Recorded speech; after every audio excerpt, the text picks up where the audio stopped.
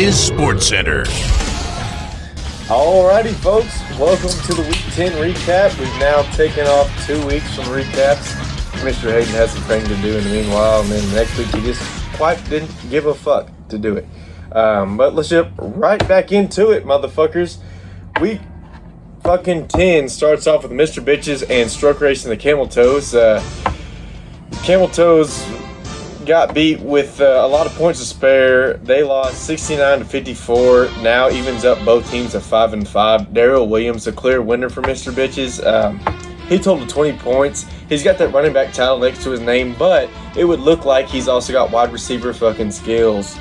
Meanwhile, Coach Cody Alexander will find no easy scapegoat for this week's loss. Marquise Brown was the worst out of the six-man group underperformers from the Camel Toes. He only totaled 3 points. That made him the worst performer from the Toes. His performance closely tracked the fortunes of Stroke Race, and they have now gone 1-3 when he is underperforming, and then 4-0 when he meets expectations. Coach Alexander seems to have forgotten to set this week's lineup. Next one, we've got a Dak attack, baby. Dak came up big time for the Moose Knuckle Mountaineers, and he did this as well this week. Key component for the Mountaineers was they made it look easy against Indianapolis, winning 64-40. Good performances are nothing new for Prescott, who has been the top performer on the Moose Knuckle Mountaineers more times than any other player. He looked every bit of a quarterback entering his prime, making a hot read, putting the ball in exactly where it needs to be this week. Meanwhile, Indianapolis had many underperformers, which is not... It's pretty damn typical for Randy. Jared Goff, who stunned out, totaling only 4 fucking points. Coach Randy would have to be used to the bad scores from Goff, who has been the worst performer on Indianapolis more times than any other player. Justin Tucker has to share some of his blame as well, coming up with 5.7 fewer points than he was expected to. It's another disappointing day for Tucker, who has underperformed the experts' predictions of 3 straight games, maybe the whole season.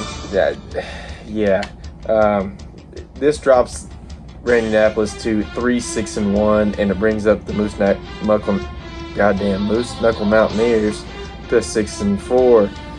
Put Matty on ice is going to be the title of this next one. Coach Isaiah Rodriguez would put together the best group of wide receivers as they showed their mettle this week. The Salad Asses used sticky hands to power themselves in a 76-71 over the Commissioner's Cowpokes. Stephon Diggs scored 22 points while Cooper Kupp scored 12. Diggs showed there's no such thing as good coverage against him, making this a highly contested match. Although they took the loss, Deebo Samuel put up big numbers for the Cowpokes. He contributed 24 points, which topped all but one player this week. Unfortunately for the Cowpokes, he was the only player from the whole team that had a legit good performance. Matt Ryan loomed large in the loss for the Cowpokes. The Cowpokes would start Matt Ryan over Joe Burrow, who had the bye week, which is a good call, but not really because they both scored 0 fucking points. So Coach Hayden was, no doubt hoping more from Ryan, but he really didn't do much against the Cowboys this week. This win brings the Salad Asses their 4th in the last 5 games, bringing the record to 7-3, and the loss drops the Cowpokes now to 6-4.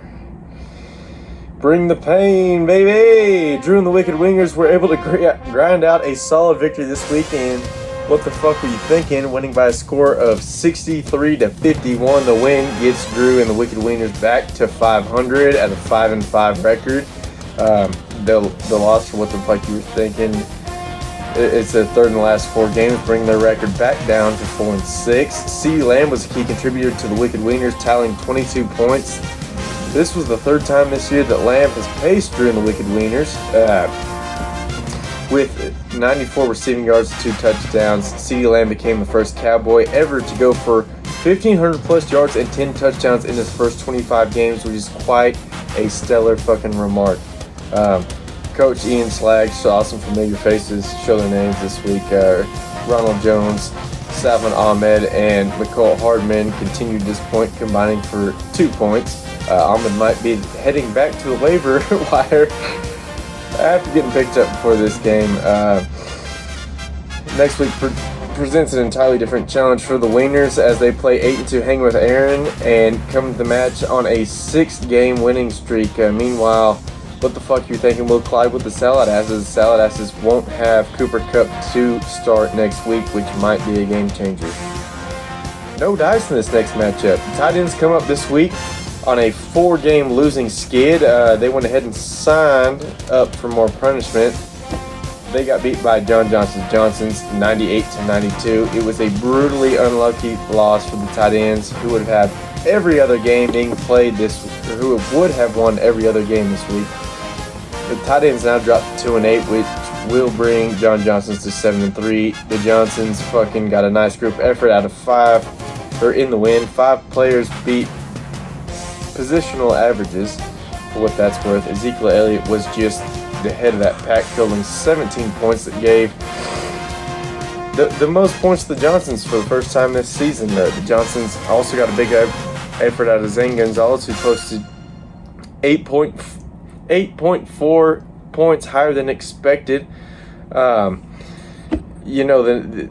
had one underperformer this week, Amari Cooper, only scoring 5 points, but it would be difficult for Coach James Bearano to fault any one player for the loss. The tight ends had 4 underperformers, Cole Beasley, 1 point being the worst, and the 4 underperformers on that squad did come to get some healing from Patrick Mahomes, who posted 46 points, and that would not quite be enough for the tight ends. The next one, we're going to get pick 6. Pick 6, baby. Spider 2 Wide Banana came up with a truckload of points last week. This week, not so much. They lost to Hang with Aaron, 59-49, and set the low mark for the season with that. The win brings Hang with Aaron's winning streak to 6 games, giving them a record of 8-2. Drops the Spiders now to 5-5. Hanging with Aaron were a 7-point favorite coming into the game, but putting up a decent effort Sunday. They were powered by the duo of Mike Evans and Harrison Buckner, who scored 12 and 11 points respectively. Buckner's 11 points represent the most he has done this year. Meanwhile, Coach Cohealy has taken a collective personal day. Carson Wentz didn't make his coach proud this week, only scoring 7 points. Wentz's performance definitely broke the 3-game streak of his surpassing projections. The Spiders also had to deal with the poor effort of DJ Moore, 6.6 points below average, and only managed to score on 24 yards, while his team was running quite well over the NFC leading Cardinals. Really, you like to see a little bit more out of that one. The Rams had a bad outing, only scoring 3 points out of the defense, giving the Spiders a chance to win, but unfortunately, Gabe Mitchell wouldn't come up with much, leaving the Spiders on a short. Next matchup, we got All Eyes on Me.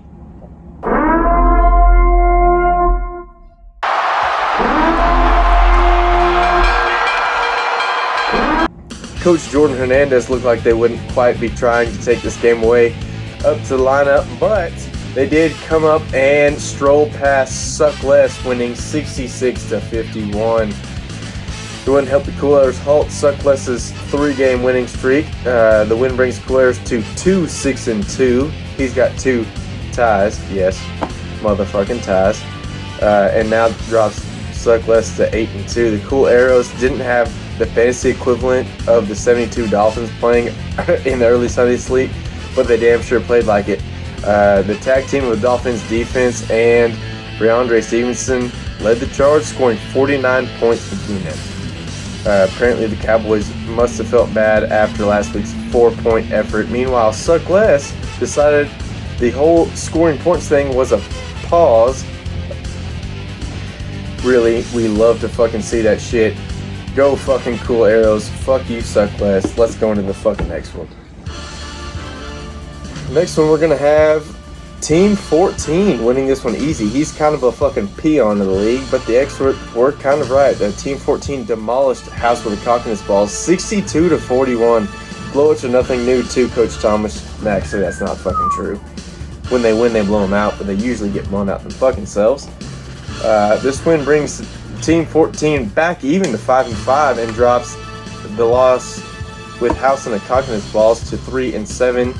Team 14 were a picture of symmetry, winning every balanced lineup. Jonathan Taylor topped the running back average of 9.4 points to lead the team, while Jets defense only fell 3.5 points short of the average defensive stat line. That makes it 7 straight games of overperforming expectations for Taylor. He was met basically by the entire Jaguars defense at the 3-yard line and somehow scored. Meanwhile, for House with the Cockiness Balls, it came down to a pretty simple factor. They didn't go anywhere. Collectively, they only managed to score 43 rushing yards and receiving yards. Fuck me. That's the worst result of any team this season that has total yards in this category. There's no time for Team 14 to celebrate. It's got to go right back up next week against the Glizzy Goblins. As for House with the Cockiness Balls, it's got cool arrows, which might be a pretty intense matchup.